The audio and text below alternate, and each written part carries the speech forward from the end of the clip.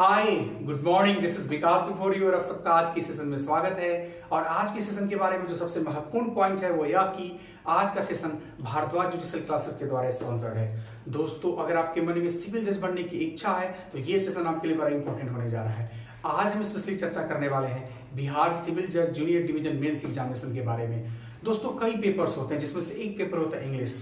क्या आपको पता है ये कंपलसरी पेपर है और इस पेपर में आपको पास मार्क्स प्राप्त करना अनिवार्य होता है। अगर आप पासिंग मार्क्स नहीं प्राप्त करते हैं इंग्लिश में तो सबसे बड़ी समस्या ये होती है कि बाकी पेपर्स आपके चेक ही नहीं होते हैं, तो फिर पास फेल और सिलेक्शन की तो कोई बात ही नहीं होती है, आप अगले राउंड में जाने के हकदार नहीं होते। इसलिए अगर आप महत्वपूर्ण जानकारी चाहते हैं तो इस वीडियो लेक्चर में मेरे साथ शुरू से अंत तक बने रहिए। सबसे महत्वपूर्ण बात कि आज की इस लेक्चर में मैं चर्चा करूंगा सिलेबस के बारे में कि 100 मार्क्स का सिलेबस क्या है, क्या क्या टॉपिक है, किस किस टॉपिक को आपको करना पड़ता है और फिर किस टॉपिक से आप कितने मार्क्स प्राप्त कर सकते हैं। और आगे आने वाले लेक्चर में मैं आपको एक एक टॉपिक को डील करके बताऊंगा कि वैसे टॉपिक के क्वेश्चन को कैसे सॉल्व किया जाए ट्रिक के आधार पर, ताकि आप आसानी से पासिंग मार्क्स प्राप्त कर सकते हैं। तो चलिए सबसे पहले आज बिना आपके समय को बर्बाद किए हुए मैं ले चलता हूँ आपके सिलेबस की तरफ और मैं सबसे पहले आपको बताता हूँ कि आपका सिलेबस है क्या। जी हाँ, प्रेसिज। आपने प्रेसिज का नाम सुना है। प्रेसिज का मतलब होता है संक्षेपण। आपने बचपन से प्रेसिज को पढ़ा है, तो बचपन से जो आप प्रेसिज पढ़ते हैं और यहाँ जो सिविल जज के एग्जामिनेशन में जो प्रेसिज पूछा जाता है इसमें थोड़ा सा अंतर है। एक्चुअली प्रेसिज में होता क्या है कि दिए गए टोटल वर्ड्स को आप काउंट करते हैं, उसको 3 से डिवाइड करते हैं और फिर जो आपका भागफल बचता है उतने में आप अपने सब्सटेंस को लिखते हैं और एक टाइटल देते हैं। लेकिन इस एग्जामिनेशन में आपके लिए वर्ड लिमिट जो है क्वेश्चन में ही सेट किया रहता है। आपको मैं क्वेश्चन पेपर के माध्यम से दिखाऊंगा कि कैसे वर्ड लिमिट सेट रहता है। 80 वर्ड के आसपास में आपको लिखना पड़ता है। दोस्तों, ये 20 मार्क्स का होता है, यानी 20 मार्क्स का प्रेसिज होता है। इसको 2 खंडों में बांटा गया है, 2 भागों में बांटा गया है। इसके मार्किंग का सिस्टम होता है कि आप जो सब्सटेंस लिखते हैं उसके लिए आपको मिलते हैं 15 मार्क्स और आप जो टाइटल देते हैं उसके लिए आपको अवार्ड किए जा सकते हैं 5 मार्क्स। टोटल होता है 20 मार्क्स। तो एक टॉपिक जो है वो आपका होता है प्रेसिज। बड़ा इजी टॉपिक होता है। अगर थोड़ा सा इसमें टेक्निक यूज किया जाए तो बड़ी आसानी से प्रेसिज के क्वेश्चन को आप कर सकते हैं सॉल्व। दूसरा जो होता है सेकेंड, वो होता है लेटर राइटिंग। लेटर राइटिंग भी 20 मार्क्स का होता है। आपके पास 2 क्वेश्चंस होते हैं, एक का जवाब देना होता है।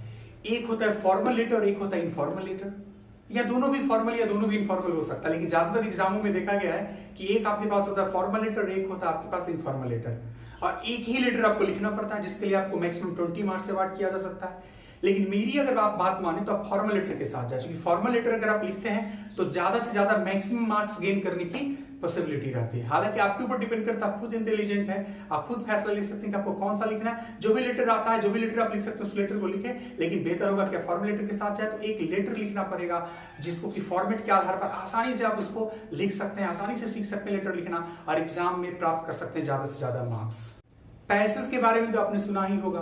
हर एग्जामिनेशन में आपको पैसेज का सामना करना पड़ता है और इस एग्जामिनेशन में भी आपका सामना पैसेज से जरूर होता है और 20 मार्क्स का होता है। यानी पैसेज कितने मार्क्स का होता है? 20 मार्क्स का होता है। इसमें होगा क्या कि एक पैराग्राफ दिया रहेगा या 2 पैराग्राफ दिया रहेगा जिसको आपको पढ़ना पड़ता है, पढ़ के समझना पड़ता है कि पैसेज क्या कहना चाह रहा है और उसके आधार पर दिए गए कुछ प्रश्नों के उत्तर देने होते हैं और आप यहाँ से आप अच्छा मार्क्स उठा सकते हैं। पैसेज के लिए आपको ज्यादा कुछ करना नहीं होता है, आपको अपनी रीडिंग एबिलिटी यानी कि और उसको समझने की, पढ़ करके समझने की क्षमता को डेवलप करना पड़ता है। अगर आप ऐसा कर लेते हैं, कुछ प्रैक्टिस कर लेते हैं तो बड़ी आसानी से आप पैसेज में भी कुछ मार्क्स को प्राप्त कर सकते हैं। हालांकि मैक्सिमम मार्क्स जो आप प्राप्त करेंगे पैसेज में वो 20 से ज्यादा नहीं हो सकता है। ट्रांसलेशन, फिर एक बार ट्रांसलेशन आपके सामने आएगा और ये जो ट्रांसलेशन है वो 3 मार्क्स का होता है। एक छोटा सा पैराग्राफ दिया रहता है, उसको आपको सॉल्व करना पड़ता है, यानी कि हिंदी से इंग्लिश में उसको कन्वर्ट करना पड़ता है। टॉपिक बेस्ड रहता है, आसान रहता है। अगर आप इंग्लिश पढ़ने के आदी हो, खास करके अगर आप पेपर पढ़ने की प्रैक्टिस में हो या फिर कोई स्टोरी बुक भी लगातार पढ़ते हो तो इस हिंदी से इंग्लिश ट्रांसलेशन को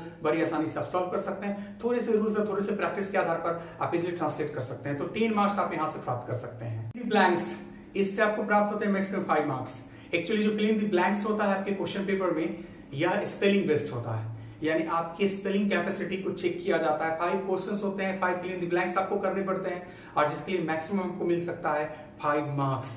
अगर आपका स्पेलिंग ठीक ठाक है, अगर आप थोड़े से लिखने और पढ़ने की प्रैक्टिस में हैं तो आसानी से 5 मार्क्स यहाँ से आप प्राप्त कर सकते हैं। फ्रेम सेंटेंसेस, और फ्रेम सेंटेंसेस 10 मार्क्स के होते हैं। एक्चुअली आपको यहाँ फ्रेज दिए रहते हैं, 5 फ्रेजेस को आपको सेंटेंस के रूप में रिप्रेजेंट करना पड़ता है, जिसके लिए आपको 10 मार्क्स मैक्सिमम अवार्ड किया जाएगा। अगर आपने ग्रामर के छोटे छोटे रूल्स को भी पढ़े हैं तो बड़ी आसानी से आप यहाँ पर सेंटेंस को फ्रेम कर सकते हैं और आप प्राप्त कर सकते हैं यहाँ पर से 10 मार्क्स, मैक्सिमम 10 मार्क्स आप प्राप्त कर सकते हैं। राइट पैसेज एक्चुअली 5 मार्क्स का होता है और ये पंक्चुएशन बेस्ड होता है। यानी पंचुएशन के एरर्स को यहाँ पर इंक्लूड किया जाता है। एक छोटा सा आपको पैराग्राफ मिलेगा जिसमें कई सारी गलतियां रहेंगी जो पंचुएशन पर आधारित रहता है। अगर आपने पंचुएशन का थोड़ा सा भी स्टडी किया है तो बड़ी आसानी से इसको सॉल्व कर सकते हैं और आप यहाँ से प्राप्त कर सकते हैं 5 मार्क्स। अब बारी है लास्ट क्वेश्चन की।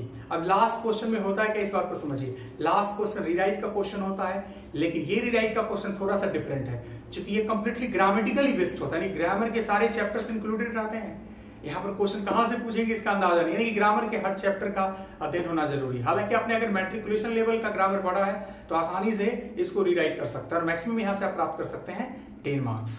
दोस्तों ये video lecture Bharadwaj digital classes के द्वारा स्पॉन्सर्ड है और इस वीडियो लेक्चर में आपको मिला 100 मार्क्स का सिलेबस। टॉपिक बाय टॉपिक्स मैंने आपको एनालिसिस करके बताया कि किस प्रकार किस टॉपिक से कितने नंबर के क्वेश्चन पूछते हैं। आगे आने वाली क्लास में जितने भी एग्जाम हो चुके हैं उस क्वेश्चन को मैं सॉल्व करके 1 बाय 1 टॉपिक बाय टॉपिक आपको वीडियो लेक्चर उपलब्ध कराऊंगा, लेकिन उसको पाने के लिए आपको लगातार देखते रहना होगा भारद्वाज डिजिटल क्लासेस। तत्काल दीजिए विकास कुमार को इजाजत, फिर मिलते हैं अगले सेशन में। बाय।